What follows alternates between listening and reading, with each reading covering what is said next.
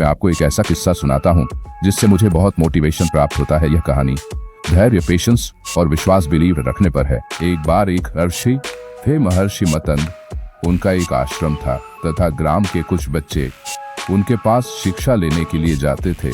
उनका रास्ता माता शबरी की कुटिया के सामने होकर गुजरता था। जब भी उन बच्चों के गुजरने का समय होता तो वो उसकी कुटिया के सामने सफाई कर देती, समस्त पत्थर एक तरफ करती तथा समस्त प्रकार के कांटे एक तरफ फेंक देती। इससे बच्चों को आश्रम तक जाने में परेशानी नहीं होती।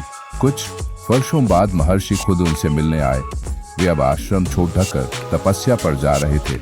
शबरी ने उनके चरण स्पर्श किए तो उन्होंने आशीर्वाद दिया कि यदि आप इसी लगन के साथ यह रास्ता साफ करने का कार्य जारी रखोगी तो एक दिन खुद भगवान तुम्हारे घर पर चल कर आएंगे। शबरी ने कई वर्षों तक सफाई का कार्य जारी रखा, किंतु कोई भी उसके द्वार न आया, परंतु उसने धैर्य रखा। उसे विश्वास था कि भगवान जरूर आएंगे। वह पूरी हो गई तथा कमर झुकने लगी।